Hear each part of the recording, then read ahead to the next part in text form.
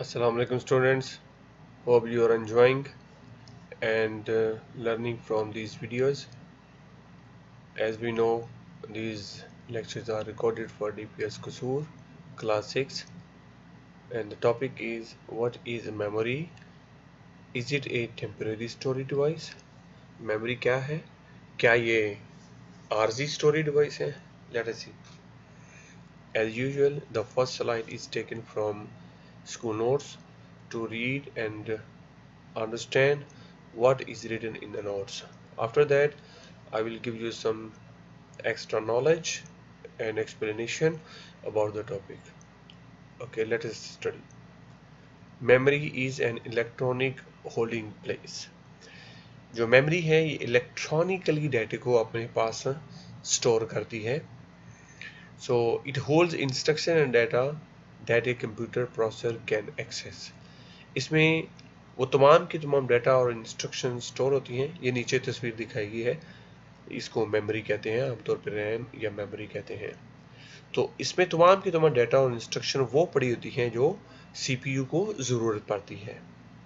देखिए, जब भी सीपीयू को डाटे की ज़रूरत पड़ती है वो सबसे पहले जो उसके करीब तरीन मेमोरी है उसे रजिस्टर्स कहते हैं. ये बहुत फास्टेस्ट मेमोरी होती है. वो रजिस्टर्स में तलाश करता है. अगर रजिस्टर में से उसे डाटा और इन्फॉर्मेशन मिल जाती है वो वहीं से उसे प्रोसेस कर देता है. अगर वो नहीं मिलती तो जो फर्स्ट उसकी प्रायोरिटी होती है आफ्टर डेफिनेटली रजिस्टर वो होती है मेमोरी, रैंडम एक्सेस मेमोरी. वो रैंडम एक्सेस मेमोरी में जाता है और जो भी डाटा इंस्ट्रक्शन इस वक्त सीपीयू प्रोसेस कर रहा होता है वो उससे लेके आगे अपना प्रोसेसिंग कर देता है. मेमोरी बहुत ही इंपॉर्टेंट रोल यहाँ पे अदा करती है. जो इनपुट डिवाइसेस होती हैं वो इतनी फास्ट नहीं होती कि आजकल के जो लेटेस्ट सीपीयूज़ हैं उन्हें उनकी स्पीड के साथ डाटा प्रोवाइड कर सके. और इसी तरीके से जो आउटपुट डिवाइसेस हैं वो भी इतनी ज़्यादा फास्ट और पावरफुल नहीं होती कि उतनी स्पीड से डाटा ले सकें सीपीयू से. तो मेमोरी क्या करती है? Plays an important role between input output and CPU.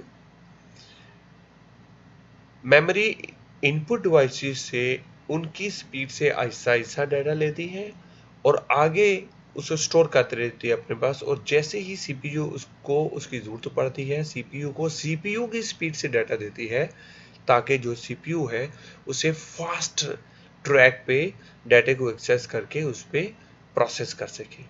और इसी तरीके से जब आउटपुट पे जाना होता है तो आउटपुट उतनी स्पीड से शो नहीं करना होता जितनी स्पीड से सीपीयू डाटा को थ्रो कर रहा होता है.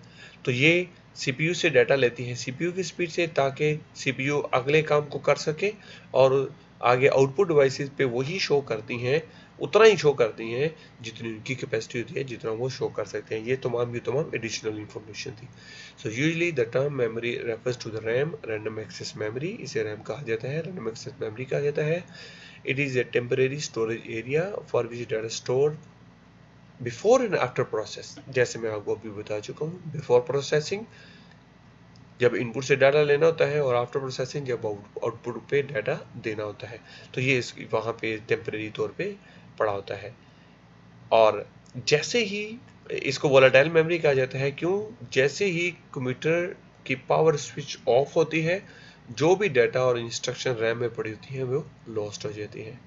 और ये हाई स्पीड मेमोरी है. जैसे मैंने अभी आपको एग्जांपल दी, ये सीपीयू को सीपीयू की स्पीड से डाटा प्रोवाइड करती है.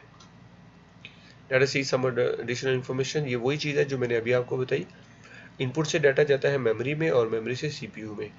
ये जो मेमोरी है इनपुट से डाटा लेती रहती है उसकी स्पीड में और सीपीयू को सिर्फ वही देती है जिसकी उसे ज़रूरत होती है और उस स्पीड में देती है जिस स्पीड में सीपीयू को रिक्वायर्ड होता है. और इसी तरीके से मेमोरी सीपीयू से डाटा ले लेती है जो उसने प्रोसेस कर दिया होता है और आउटपुट को उनकी स्पीड से आहिस्ता स्पीड से देती है ताकि जो आउटपुट डिवाइसेस हैं वो प्रॉपर हमें डाटा, मीनिंगफुल डाटा शो कर सके. जैसे कि नीचे लिखा भी हुआ है, memory plays a very important role in all input output operations of the computer. Example, वही एग्जाम्पल है जो मैंने आपको बताई. When input devices send data as instruction to the CPU, it goes through the memory and when CPU wants to send data instruction to the output devices, it also goes through the memory. Memory refer to a storage location in which can be directly accessed by the central processing unit. ये वो data है जिसे direct उसकी access होती है, definitely after registers.